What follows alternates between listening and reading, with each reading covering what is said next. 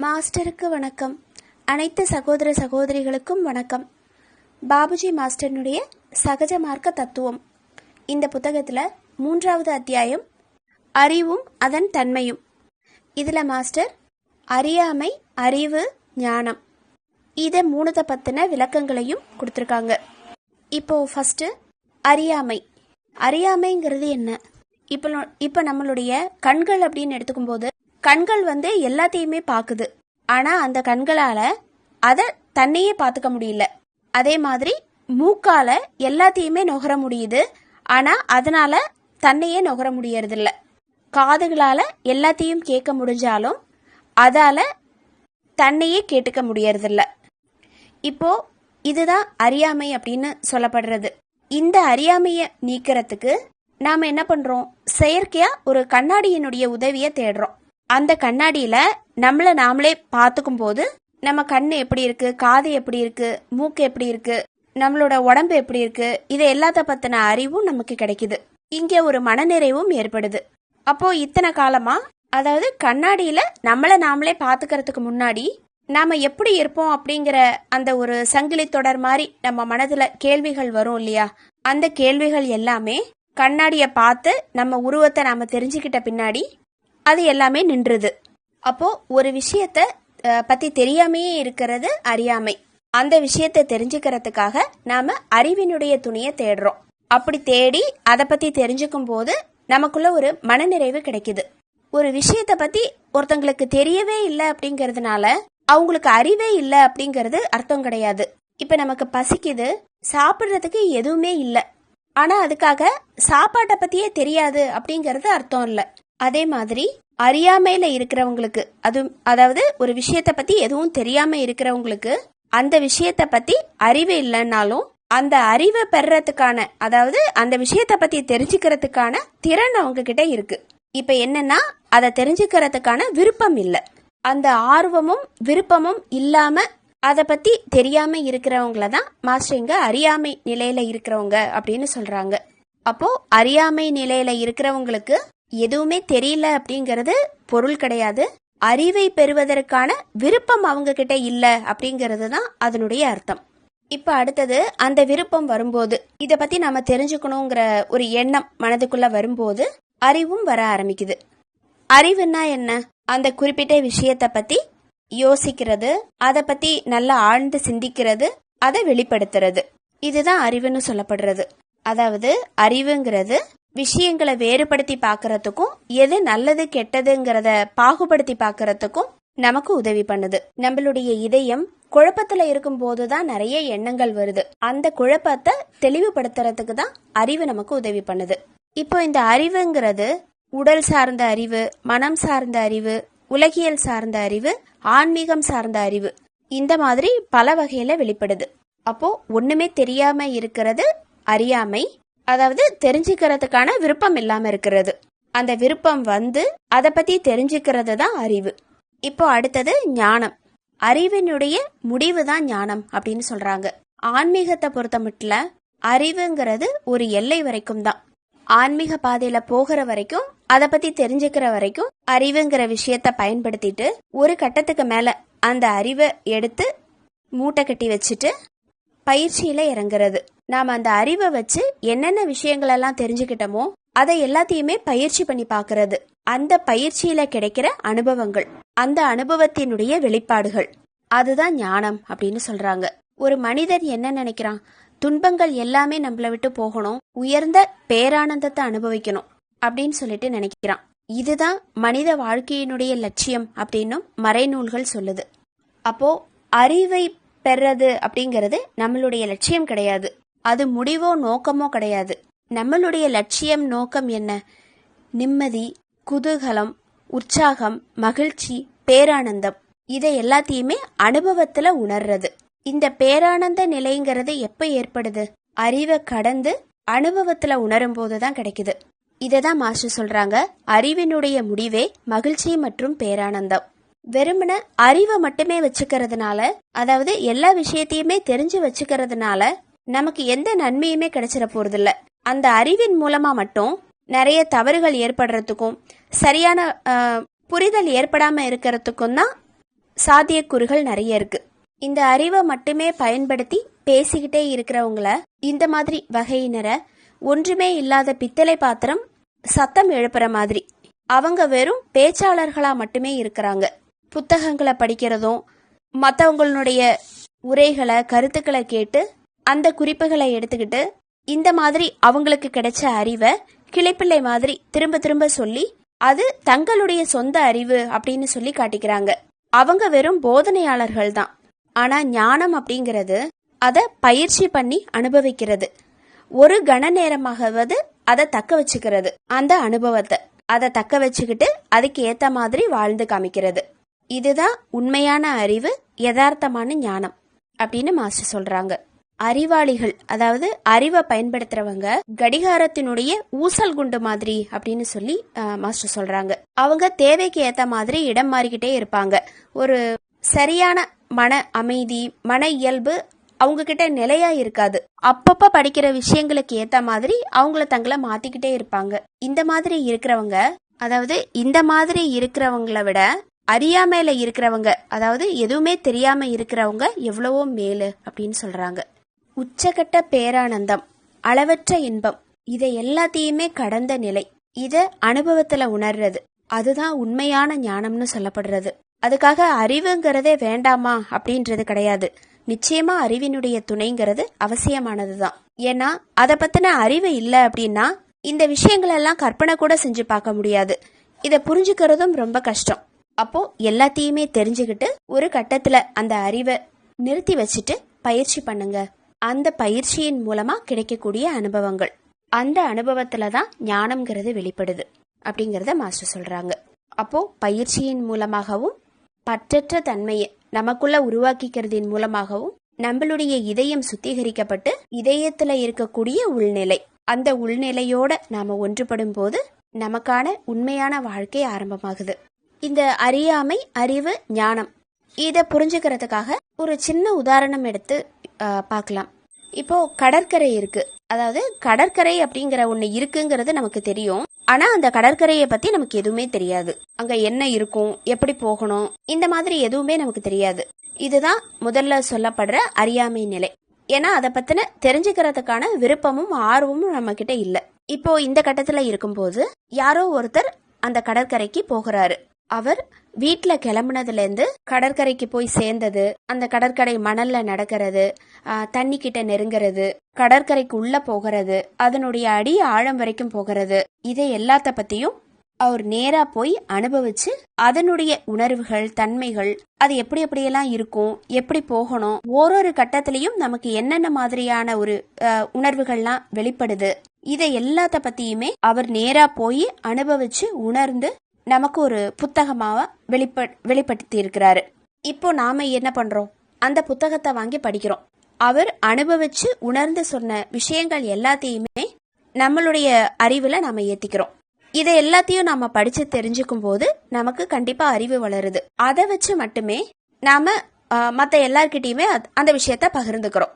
இததான் மாஸ்டர் சொல்றாங்க, பித்தளை பாத்திரம் சத்தம் எழுப்புற மாதிரி அப்படின்னு சொல்லிட்டு. இப்போ இந்த மாதிரி எல்லாத்தையுமே தெரிஞ்சுக்கிட்டு நம்மளுடைய அறிவை வளர்த்துக்கிறோம். இப்போ அடுத்தது அதே மாதிரி நாமளும் போயிட்டு எல்லாத்தையும் உணரணும் அப்படிங்கிற ஒரு எண்ணம் நமக்குள்ள வந்து ஏற்கனவே போன அவருடைய வழிகாட்டுதல்ல, அவருடைய துணையோட நாமளும் பயிற்சியில இறங்குறோம். அப்படி பயிற்சியில இறங்கும் போது அவருக்கு ஏற்பட்ட அனுபவங்கள் எல்லாமே இதுவரைக்கும் நாம அதை படிச்சுதான் தெரிஞ்சுக்கிட்டோம். இப்ப நாம அனுபவத்துல தெரிஞ்சுக்க ஆரம்பிக்கிறோம். அந்த அனுபவத்துல தெரிஞ்சுக்கும் போது நமக்கு ஏற்படுற உணர்வுகள், அதை எக்ஸ்பீரியன்ஸ் பண்ணி நாம உணர்றோம். அங்கதான் ஞானம்ங்கிறது வெளிப்படுது, அறிவை கடந்த நிலை. இப்போ இந்த கடற்கரைக்கு போகிறதுங்கிறது பௌதிக மட்டத்திலான செயல்பாடு. இப்ப இதையே ஆன்மீகத்துல பார்க்கும்போது அதுக்காக நாம எங்கேயுமே நகர தேவையில்லை. ஒரு மலையினுடைய உச்சிக்கு போய் 4 பக்கத்துலயும் என்ன இருக்குன்னு பாக்கணும்னா நாம அந்த 4 பக்கத்திலயும் நகர வேண்டியிருக்கும். அங்க நமக்கு சோர்வு ஏற்படுது. இப்போ ஆன்மீகத்துல நாம எங்கேயுமே நகர தேவையில்லை. ஏன்னா இது ஒரு உள்முகமான பயணம். நம்மளுடைய குரு ஏற்கனவே ஆன்மீகம்ங்கிற கடலினுடைய அடுத்த கரையை அடைஞ்சவர். அவர் நமக்கு வழிகாட்டுறதுக்காக மறுபடியும் இந்த கரைக்கு வந்திருக்காரு. அவருடைய வழிகாட்டுதல்ல தியானத்தினுடைய அடிப்படையில ஆன்மீகத்தினுடைய உள்முக பயணத்தை ஆரம்பிக்கிறோம். அந்த பயணத்துல நமக்கு ஏற்படக்கூடிய அனுபவங்கள், அப்படி கிடைக்கக்கூடிய அனுபவங்களை நாம தக்க வச்சுட்டு உணர்றது, அதை அனுபவிக்கிறது. அந்த அனுபவத்தினுடைய வெளிப்பாடுகள் தான் ஞானம் அப்படின்னு சொல்லப்படுறது. இப்போ இன்னொரு உதாரணம் பார்க்கும்போது, ஒரு இருட்டான ரூம் இருக்கு, அங்க நமக்கு எதுவுமே தெரியறதில்ல. ஏன்னா அந்த இருட்டுல நம்மளால ஒன்னுத்தையுமே பார்க்க முடியாது. அதுதான் அறியாமை நிலை. இப்போ அந்த ரூம்ல ஒரு விளக்கை ஏத்துறோம். விளக்கை ஏத்தணும், அந்த விளக்கினுடைய வெளிச்சத்துல நாம ஏதோ ஒண்ணு பண்ணணும் அப்படிங்கறது நமக்கு தெரியுது. அதுதான் அறிவு. இப்போ அதே மாதிரி அந்த விளக்கினுடைய வெளிச்சத்துல நாம அந்த அறையில ஏதோ ஒண்ணு தேடுறோம், இல்லைன்னா எதையோ ஒன்ன படிக்கிறோம். அதுதான் பயிற்சி.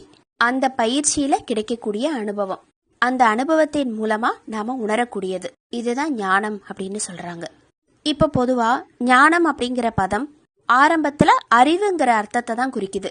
அப்போ அந்த அறிவு உடல் சம்பந்தப்பட்ட, மனம் சம்பந்தப்பட்ட, பொருள் சம்பந்தப்பட்ட அல்லது ஆன்மீகம் சம்பந்தப்பட்ட, இந்த மாதிரி பலவிதமா இருக்கலாம். ஆனா ஆன்மீகத்தை பொறுத்த மட்டும் இந்த அறிவுங்கிற பதம், அதை நாம மேலோட்டமா பார்த்தோம்னா உண்மையிலேயே அந்த அறிவுங்கிற விஷயம் எதை குறிக்குதுங்கிறத புரிஞ்சுக்கிறது ரொம்ப கஷ்டமாயிடுது.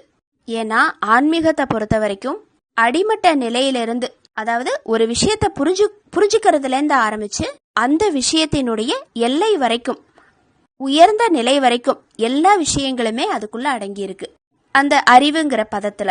மேலோட்டமா மட்டுமே அறிவுங்கிற பதத்தை உபயோகப்படுத்தணும்னா அங்க பலவிதமான குழப்பங்களும் தவறான கருத்துக்களும் உருவாகுது. இந்த மாதிரிதான் பல புத்தகங்களை படிச்சுட்டு சில மார்க்கத்துல இருக்கிறவங்க ஒரு கணமும் நானே பிரம்மன், அதாவது அகம் பிரம்மாஸ்மிங்கிற வேத வாக்கியங்களை சொல்லிக்கிட்டு தன்னை ஞானி அப்படின்னு சொல்லிட்டு இருக்காங்க.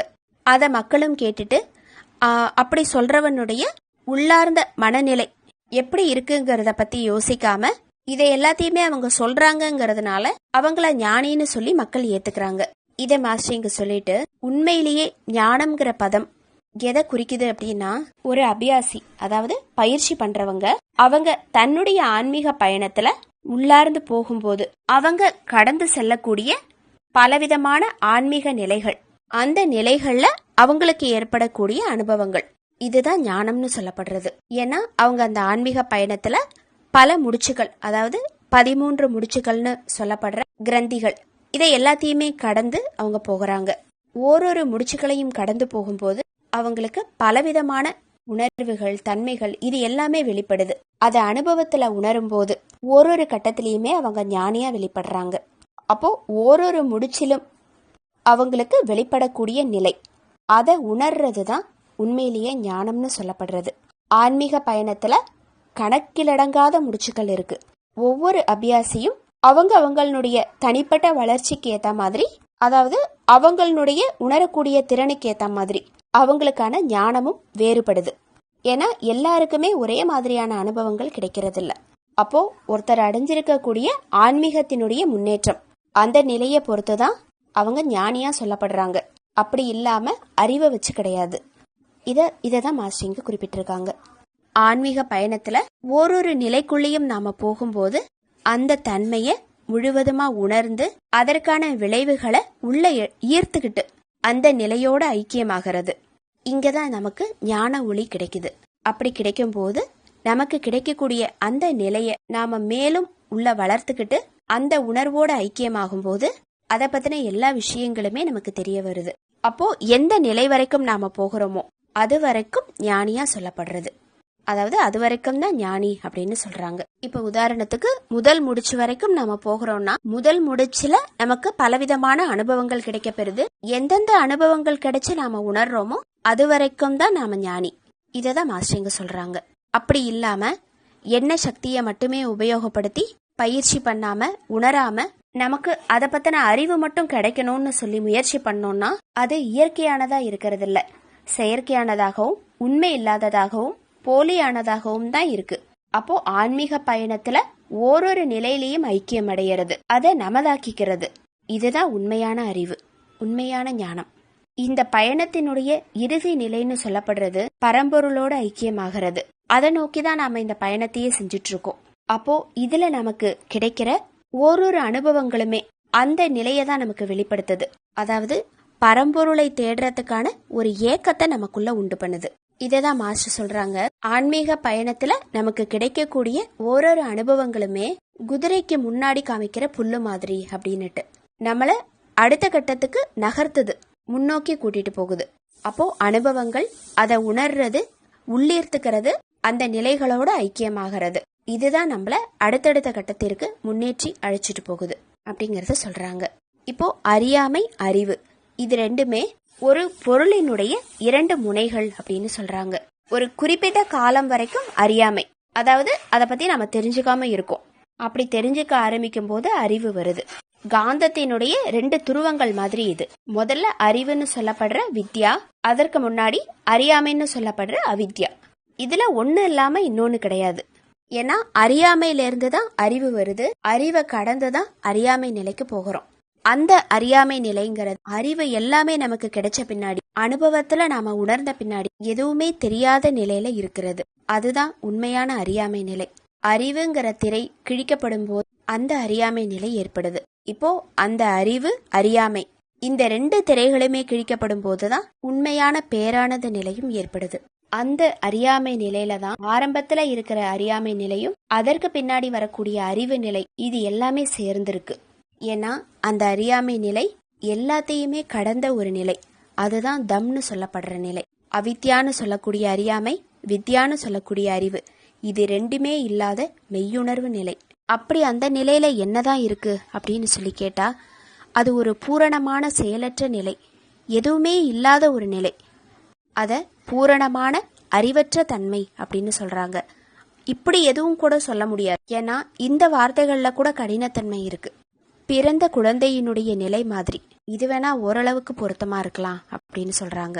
ஆன்மீகத்துல உயர்ந்த கட்டத்தை அடையும் போது இப்படி ஒரு நிலை நமக்குள்ள வெளிப்படுது. உண்மையான அறியாமை நிலைதான் அறிவினுடைய உச்சகட்ட நிலை. ஆரம்பத்துல அறியாமைன்னு சொல்லப்படுற எதுவுமே தெரியாத நிலை, தெரிஞ்சுக்க விரும்பாத நிலை, அங்கிருந்து நாம ஆரம்பிக்கிறோம். கடைசியில அதே அறியாமை நிலைக்கு தான் போகிறோம். கடைசியில நாம போகக்கூடிய அறியாமை நிலைங்கிறது அறிவை கடந்து போகக்கூடியது. அந்த அறியாமை நிலையில எல்லாமே தெரிஞ்ச பின்னாடியும் பூரணமான அமைதிங்கிறது நமக்கு நிலவுது. இந்த இடையில இருக்கிற நிலைதான் அறிவு மண்டலம்.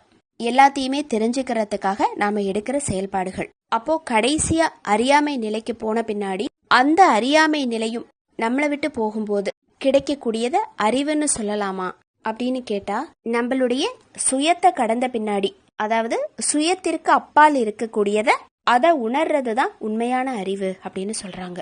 இதுதான் மெய்நிலை உணர்தல். பூரணம்னு சொல்லப்படக்கூடிய இறுதி நிலை, அதோட ஒன்றி போகிறது, ஐக்கியமாகிறது. அப்படி இறைவனோட ஒன்று கலந்த நிலையில இருக்கும்போது இங்க அறிவுங்கிற கேள்வியே வர முடியாது. அதை எப்படி சொல்லலாம்? அறிவில்லாமை, தெரியாமை, ஏதும் அறியாமை, இந்த மாதிரி எது சொன்னாலும் முழுமையான அறியாமை, இதுதான் சரியா இருக்கும் அப்படிங்கறத சொல்றாங்க. தெய்வீக பாதையில ஒருத்தர் போகும்போது இருட்டுல இருந்து ஒளிய நோக்கி முன்னேறதா சொல்றாங்க. அதாவது இருள்னு சொல்லப்படக்கூடிய அவித்யா, அறியாமை, அங்கிருந்து ஆரம்பிச்சு ஒளி அப்படிங்கிற வித்யாவை, அறிவு, அதை எடுத்துக்கிட்டு முன்னேறி போகிறாங்க. அந்த முன்னேற்றத்தினுடைய இறுதியில தான் பூரணமான அறியாமை நிலை வெளிப்படுது. அந்த அறியாமை நிலையில ஒளி, இருள், இது ரெண்டுமே கிடையாது. அது எல்லாத்திற்குமே அப்பாற்பட்ட ஒரு நிலை. இங்கதான் நம்மளுடைய சகஜ மார்க்கம் ஒளிங்கிறத லட்சியமா எடுத்துக்கிறது இல்ல. ஏன்னா நாம ஒளி, இருள், இது எல்லாத்துக்குமே அப்பாற்பட்ட இறுதி பரம்பொருளை நோக்கின பாதையில நம்மளுடைய ஆன்மீக பயணத்துல போயிட்டு இருக்கோம் அப்படிங்கறத மாஸ்டரிங்க சொல்றாங்க. அப்போ ஆரம்ப நிலைங்கிறது பண்படாத அறியாமை, எதுவுமே தெரியாத, அதாவது தெரிஞ்சுக்க விருப்பமில்லாத ஒரு நிலை. அதன் பின்னாடி அறிவு வெளிப்பட்டு அந்த அறிவினுடைய முடிவுல முழுமையான அறியாமை, அது நமக்குள்ள உதயமாகுது அப்படிங்கறத சொல்லியிருக்காங்க. இப்போ இந்த 3வது அத்தியாயமான அறிவும் அதன் தன்மையும், இதுல வழிமுறைகள், தர்க்கம், ஸ்ருதி, அனுபவம் அப்படிங்கிற பகுதியில மாஸ்டர் நமக்கு இத பத்தின மேலும் சில விளக்கங்களை கொடுத்திருக்காங்க. அதாவது ஆன்மீக பாதைக்கான வழிமுறைகள் அப்படின்னு எடுத்துக்கும் போது ஆரம்பத்துல தர்க்கம்னு சொல்லப்படுற அறிவை யூஸ் பண்றோம். அந்த அறிவை கடந்து ஸ்ருதின்னு சொல்ற பயிற்சியை எடுத்துக்கிறோம். அடுத்தது அந்த பயிற்சியிலிருந்து கிடைக்கக்கூடிய அனுபவம், இதை மாஸ்டர் இங்க சொல்றாங்க. பொதுவா தத்துவவாதிகள் ஒரு விஷயத்தினுடைய உள்ள ஆழத்திற்கு போகிறதுக்கு, அதாவது அந்த விஷயத்தை பத்தி நல்ல டீப்பா தெரிஞ்சுக்கிறதுக்கு அறிவுபூர்வமா முயற்சி பண்ணிட்டு இருக்காங்களே தவிர அது அனுபவத்தால தெரிஞ்சுக்கணும் அப்படின்னு சொல்லி நினைக்கிறது இல்ல. அனுபவத்தால தெரிஞ்சுக்கும் போதுதான் உள்ளுணர்வு மூலமா அது வெளிப்படும். அறிவுபூர்வமான வாதம் நிறைய நேரங்கள்ல தவறாதான் இருக்கு. அப்போ பகுத்தறிவு அதை விட்டுட்டு உள்ளுணர்வால ஒரு விஷயத்த நாம பார்க்கும்போது அதுல எந்த தவறுமோ குறைபாடுமே இல்லாம அந்த விஷயத்தை பத்தின உண்மையான விஷயங்கள் நமக்கு உள்ளே இருந்தே வெளிப்படும். ஆன்மீக பயணத்துல 13 முடிச்சுக்கள் வழியா நம்மளுடைய பயணம் நடக்குது. இப்படி ஒரு முடிச்சுக்களா நமக்கு அவிழ தொடங்கும் போது பல விஷயங்களை பத்தின புரிதல் நமக்குள்ள ஏற்படுது. அந்த விஷயங்கள் எல்லாத்தையுமே நம்ம உள்வாங்கிக்கிட்டு அதோட நம்மளை ஐக்கியப்படுத்திக்கிறதுக்கு முயற்சி பண்ணணும். அப்பதான் நமக்கு உண்மையான அறிவு வெளிப்படுது. அப்படி இல்லாம புத்தகங்கள் வாயிலா கிடைக்கக்கூடிய வழிகாட்டுதல்ங்கிறது பலனளிக்கிறது இல்ல. அது நிறைய நேரங்கள்ல தவறானதாகவும் ஆபத்தானதாகவும் கூட முடிஞ்சு போயிடும். ஏன்னா புத்தகத்துல சொல்லப்பட்டிருக்கிற வழிமுறைகள்ங்கிறது பெரும்பாலும் கொஞ்சம் குழப்பமாகவும் மேலோட்டமானதாகவும் தான் இருக்கு. இப்ப நம்ம ஒரு பார்மசி கோர்ஸ் படிக்கிறோம். அதுல எல்லா மருந்துகளுடைய பெயரையும் அது என்ன மாதிரியெல்லாம் நம்மளை குணப்படுத்துது அப்படிங்கறத பத்தி எல்லாத்தையுமே நாம தெரிஞ்சுக்கிறோம். இதையெல்லாம் தெரிஞ்சுக்கிட்டு படிச்சுட்டு நம்ம வெளியில வந்துட்டா மட்டும் ஒரு மருத்துவராகவோ இல்லைன்னா பார்மசிஸ்டாகவோ ஆயிட முடியாது. அதே மாதிரி ஒரு மாம்பழத்தை பத்தின சுவைய வர்ணனைய இத புத்தகங்கள்ல படிக்கிறதா மட்டும் அதோட உண்மையான சுவையை நம்ம தெரிஞ்சிட முடியாது. சமையலினுடைய தரம் அதை சுவைக்கும் போது மட்டும்தான் தெரியும். இந்த பழமொழியும் எல்லாருக்கும் தெரிஞ்சதுதான். புத்தகங்கள் வேதங்கள் இதை எல்லாத்தையும் எடுக்கும்போது அதுல நிறைய முரண்பாடு இருக்கு. ஒருத்தர் ஒரு விதமான விளக்கங்களை கொடுத்திருக்காங்க. அந்த விளக்கங்களுடைய விளைவுதான் 6 வகையான தத்துவ விளக்கங்கள். ஆன்மீக பயணத்துல ஒருத்தரும் அவங்களுடைய நிலைக்கு ஏத்த மாதிரி, அதாவது அவங்க அடைஞ்ச நிலைக்கு ஏத்த மாதிரி பல வகையான விஷயங்களை சொல்லியிருக்காங்க. எப்படி பார்த்தாலும் மாற்றமில்லாத ஒன்றுங்கிறது அந்த இறுதி நிலை மட்டும்தான். அந்த ஒன்ன எதன் மூலமா நாம உணர்றோமோ அதுதான் உண்மையான அறிவு. ஒரு விஷயத்த படிக்கிறதின் மூலமாகவோ இல்ல யாரோ ஒருத்தங்க சொல்லி நம்புறதின் மூலமாகவோ இல்லனா ஒரு அறிவை பயன்படுத்தி அதன் மூலமா நம்புறதோ இது எதுவுமே பலனளிக்கிறது இல்ல. உன்னதமான உள்ளுணர்வு, அந்த உள்ளுணர்வு நமக்கு எப்படி வெளிப்படுது? பயிற்சி, அதுல கிடைக்கக்கூடிய அனுபவம். தியானம் பண்ணு அமைதி கிடைக்கும்னு யாரோ ஒருத்தங்க சொல்றாங்க, இல்லைன்னா நம்ம புத்தகத்துல படிக்கிறோம். அப்படியே நமக்கு அமைதி கிடைச்சிருமா? முதல்ல அந்த தியானத்தை நம்ம பண்ணணும். அப்படி பண்ணும்போது நமக்கு என்னென்ன அனுபவங்கள்லாம் கிடைக்குது? அந்த அனுபவத்தெல்லாம் கடந்த பின்னாடிதான் உண்மையிலேயே அமைதினா என்னங்கிறதையே நம்ம புரிஞ்சுக்கிறோம். அதுதான் அனுபவத்தினுடைய வெளிப்பாடு. இததான் மாஸ்டர் சொல்றாங்க. பாபுஜி மாஸ்டர் சொல்றாங்க, புத்தகங்கள் படிக்கிறது பயனளிக்கும் அப்படிங்கிறத நான் என்னைக்குமே என்றதில்ல. ஏன்னா நான் புத்தகங்களை படிக்கிறதே இல்லைங்கிறத வெளிப்படையா நான் இங்க சொல்லிக்கிறேன். சத்தியம்னு சொல்லக்கூடிய இறுதி நிலை, அதை குறிக்கோளா எடுத்துக்கிட்டு நான் என்னுடைய பயிற்சியை செஞ்சேனே ஒழிய புத்தகங்களை படிக்கிறதும் அதை சம்பந்தப்பட்ட விவாதங்களையும் மேதைகளுக்கும் பண்டிதர்களுக்கும் கொடுத்துட்டேன். சங்கரர், ராமானுஜர், இந்த மாதிரி பலர் அவங்க சொல்றது எழுதுறது இது எதுவானாலும் சரி, என்ன பொறுத்த வரைக்கும் மெய்யுணர்வு பாதையில நான் உணர்ந்தத என்னுடைய சொந்த அனுபவத்தை மட்டும்தான், அதை அடிப்படையா கொண்டு மட்டும்தான் நான் இங்க சொல்லியிருக்கேன். இப்பெல்லாம் சில நேரங்கள்ல சில சமயங்கள்ல நான் புத்தகங்களை படிக்க தான் செய்யறேன். ஆனா அது வெறும் பொழுதுபோக்குக்காக மட்டும்தான். என்னுடைய கருத்தை சுலபமா மற்றவங்களுக்கு எடுத்து சொல்றதுக்காக அந்த சில வார்த்தைகளுக்காக நான் படிக்கிறத முடிஞ்ச அளவு தக்க வச்சுக்கிறேன். அப்படி தக்க வச்சுக்கிட்ட ஒரு விஷயம் சங்கராச்சாரியாரனுடைய விவேக சூடாமணி இந்த புத்தகத்துல நான் படிச்ச ஒரு விஷயம் என்னுடைய நினைவுக்கு வருது. அது என்னன்னா, புத்தகங்கள் நமக்கு மெய்நிலை உணர்தலுக்கு உதவுவதில்லை. மெய்நிலை அடையப்பட்டவுடன் புத்தகங்கள் பயனின்றி போகின்றன. இதுதான் அவர் சொல்லப்பட்டது, அதுல சொல்லப்பட்டது. அப்போ அந்த மெய்நிலை உணர்தலுக்கு நமக்கு உதவி பண்றது என்ன? பயிற்சி. அந்த பயிற்சியில நமக்கு அனுபவங்கள் கிடைக்கும் போது, அதை நாம உணரும் போது, அந்த கட்டத்துல நமக்கு புத்தகங்களை பத்தின உபயோகமே இருக்கிறது இல்ல. இததான் அவர் சொல்லியிருக்கிறாரு. பாவிகளுக்கு நரகமும், எதுவுமே தெரியாதவங்களுக்கு சொர்க்கமும், அப்பாவிகளுக்கு பிரம்மலோகமும் கிடைக்குது. ஆனா எல்லா விஷயத்தையும் கத்துக்கிட்ட அறிவாளிகளுக்கு அவங்க தனக்கு தானே உருவாக்கிக்கிட்ட செயற்கையான சொர்க்கம், அதுலயே பலவீனமானவர்களுக்கு இந்த பூமி, இப்படிதான் கிடைச்சிட்டு இருக்கு. இதுல பலவீனமானவர்கள்னு சொல்றது யாரு? தாம் மேலேயும் தன்னுடைய திறன் மேலேயும் நம்பிக்கை இல்லாத இருக்கிறவங்க, அவங்கதான் பலவீனமானவர்கள். இப்போ சாஸ்திரங்கள் அப்படின்னு எடுத்துக்கும் போது அது ஒண்ணுக்கொண்ணு முரண்பாடாதான் இருக்கு. ஆனா அதை படிக்கிறதின் மூலமா நாம சிந்திக்கிறதுக்கும் ஒரு தீர்வு காணறதுக்கும் ஒரு வாய்ப்பை நமக்கு கொடுக்குது. அதனாலதான் அது முக்கியத்துவம் வாய்ந்ததா சொல்லப்படுறது. அதோட அந்த சாஸ்திரங்களுக்கு இன்னொரு சிறப்பும் இருக்கு. அது என்னன்னா, பலதரப்பட்ட ரசனைகள், மனப்போக்குகள், மனநிலைகள் இந்த மாதிரியான ஒரு விஷயங்களோட தான் நிறைய பயிற்சியாளர்கள் ஆன்மீகத்திற்குள்ள வராங்க. ஏன்னா அவங்க ஒருத்தருக்குள்ளேயும் ஒரு விதமான ரசனைகள், மனதினுடைய போக்கு, மனநிலைகள் இது எல்லாமே இருக்கு. அவங்க எல்லாருக்குமே ஒருத்தங்களுக்கு தகுந்த மாதிரியான ஆன்மீக முன்னேற்றத்திற்கான வழி, பயிற்சி முறைகள் இது எல்லாமே சாஸ்திரங்கள் கொடுக்குது. புத்தகங்கள் படிக்கிறதின் மூலமா மட்டுமே மெய்நிலை உணர்வுங்கிற தன்னிலை உணர்வு நமக்கு கிடைச்சிடும்னா தெய்வீகத்தினுடைய அடிப்படையான தன்மையான முழு அறியாமை நிலை அது எனக்கு கிடைச்சிருக்காது அப்படின்னு பாபுஜி மாஸ்டர் சொல்றாங்க. ஏன்னா அவர் புத்தகத்தையே படிச்சதில்ல, செயல் அனுபவ ரீதியான வாழ்க்கை அதை மேற்கொள்ளும் போதுதான் அந்த இறுதி நிலைங்கிறது சாத்தியப்படுது. அப்போ மெய்நிலை உணர்தல் இதை பத்தி நாம தெரிஞ்சுக்கிறதோட நிக்காம அதை அடையறதுக்கும் முயற்சி செய்யணும் அப்படிங்கறத சொல்லிட்டு இந்த 3வது அத்தியாயமான அறிவு அதன் தன்மை இதை மாஸ்டர் இங்க முடிச்சிருக்காங்க. கடைசியா சாருஜி மாஸ்டர் சொன்ன ஒரு கதை, மத்திய கிழக்கு நாடு அதுல ஒன்னுத்துல ஒரு மன்னன் கிட்ட பிரதம மந்திரியா இருந்த ஒருத்தனை பத்தின கதை அப்படின்னு சொல்லிட்டு சொல்றாங்க. அந்த பிரதம மந்திரி உயர்ந்த குணங்கள் கொண்டவர். ஏன்னா அவர் தாழ்ந்த நிலையில இருந்து பிரதம மந்திரியா உயர்ந்த நிலைக்கு வந்தவர். அந்த மன்னர் அந்த பிரதம மந்திரி மேல நிறைய மரியாதை வச்சிருந்தாரு. அவரை மன்னருக்கு ரொம்ப பிடிக்கும். தன்னுடைய மாளிகை மாதிரியே அவருடைய மாளிகைக்கு பக்கத்துல ஒரு மாளிகையை பிரதம மந்திரிக்கு கட்டி கொடுத்திருக்கிறாரு. இந்த மன்னர் மாதிரியே பிரதம மந்திரிகளும் அந்த பிரதம மந்திரியும் தனிப்பட்ட அதிகாரத்தோட இவரை மாதிரியே 20 வருஷம் ஆட்சி செஞ்சுட்டு வந்தாரு. அவருக்கும் எதிரிகள் ஏற்பட்டாங்க. அந்த எதிரிகள் போர்கள்னால ஏற்பட்ட எதிரிகள் கிடையாது, பொறாமையினால ஏற்பட்ட எதிரிகள். அவங்க எல்லாருமே என்ன பண்ணுவாங்க, மன்னர்கிட்ட போய் இவரை பத்தி, இந்த பிரதம மந்திரியை பத்தி, அவர் அப்படி செய்யறாரு இப்படி செய்யறாரு அப்படிங்கறத சொல்லிக்கிட்டே இருப்பாங்க.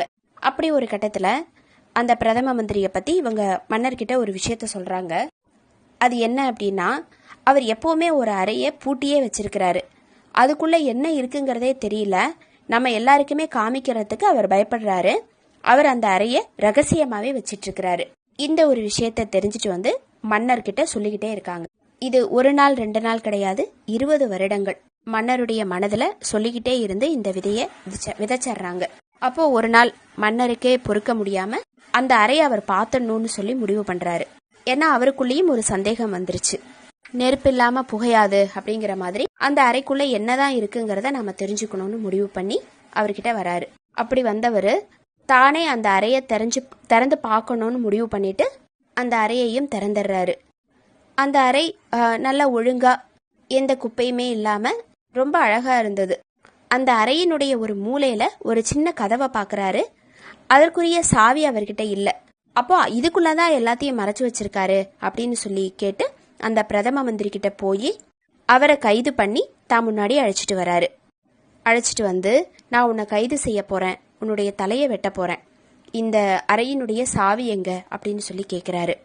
அதுக்கு அவரு இந்த அறைக்குள்ள எந்த பொருளுமே கிடையாது அப்படின்னு சொல்லி சொன்னாலும், அப்பயே இதை பூட்டி வச்சிருக்க, எனக்கு இப்ப சாவி கொடுன்னு ரொம்ப கட்டாயப்படுத்தி கேட்கிறாரு. கடைசியா சாவி கிடைச்சது. அதை திறந்தும் பாக்குறாங்க. அதுக்குள்ள என்ன இருந்ததுன்னா, ஒரு இடையனுடைய ஆடை அது தொங்கிட்டு இருந்தது. அந்த ஆடையோட அவங்க பயன்படுத்தக்கூடிய ஒரு துரட்டி, இதை ரெண்டுத்தையும் தவிர அங்க வேற எதுவுமே கிடையாது. அரசன் ரொம்ப திகைச்சு போறாரு. என்னென்னமோ நினைச்சு கற்பனை பண்ணிட்டு போய் அந்த அறையை திறக்கும் போது இதுதான் இருந்தது. அப்போ அவர் கேட்கிறாரு பிரதம மந்திரி கிட்ட, இது என்ன முட்டாள்தனம், ஒரு இடையனுடைய ஆடையும் கோலையும் இந்த அறையில வச்சு மூடி வச்சிருக்கீங்களே, இத உயிரையும் மேல நினைச்சு பாதுகாத்துட்டு வரீங்களே, ஏன் அப்படி அப்படின்னு கேட்கிறாரு. அதுக்கு அந்த மந்திரி, நான் ஏற்கனவே ஒரு இடையனாதான் இருந்தேன், என்னுடைய சின்ன வயசுல நான் அணிஞ்சிருந்த ஆடையும் துரட்டியும் தான் இது. உண்மையிலேயே நான் யாருங்கிறத நினைவுபடுத்திக்கிறதுக்காக தான் தினமும் இந்த அறைக்கு தியானம் செஞ்சுட்டு போவேன். இதை நான் ரொம்ப வருஷமா என்னுடைய வழக்கமாவே வச்சிட்டு இருக்கேன். இதை மறுபடியும் எல்லாருமா சேர்ந்து என்னுடைய கவனத்துக்கு கொண்டு வந்துட்டீங்க, அதுக்கு ரொம்ப நன்றின்னு சொல்லிட்டு தன்னுடைய அந்த கோலையும் உடையும் எடுத்துக்கிட்டு அவர் அந்த அரண்மனையை விட்டு வெளியேறிடுறாரு. இந்த கதையை மாஸ்டர் நமக்கு சொல்லிட்டு, உண்மையிலேயே இதுதான் அடிமைத்தனம்னு சொல்லப்படுறது. தன்னிடமே தானாக இருக்க இயலாதவன் இவன் அடிமையை விட கேவலமானவன். மற்றவங்களுக்காக மட்டுமே நாம இந்த உலகத்துல வாழ்ந்துட்டு இருக்கோம். ஒரு அடிமைத்தனமான வாழ்க்கை. எந்த மாதிரி? பதவி அதிகாரம், நாகரிகமான வாழ்க்கை, சௌகரியமான வசதி, இந்த மாதிரி லௌகீக விஷயங்கள்ல நம்மளை நாமளே அடிமைப்படுத்திக்கிட்டு அடிமையாவும் வாழ்ந்துட்டு இருக்கோம். இங்கே தான் பாபுஜி மாஸ்டர் சொல்றாங்க, எளிமையாகவும் இயற்கையோடு இசைந்தவனாகவும் இரு அப்படின்னு சொல்லி. இது அவர் காரணம் இல்லாம சொல்லல. எதுக்காக அப்படி எளிமையா இயற்கையோடு இசைந்தவனா இருக்கணும்?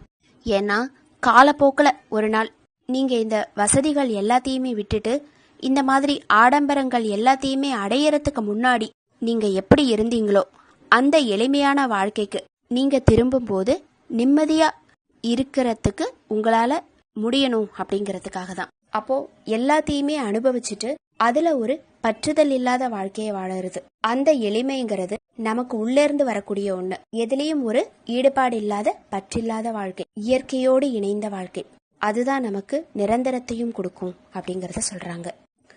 மாஸ்டருக்கு நன்றி. அனைத்து சகோதர சகோதரிகளுக்கும் நன்றி.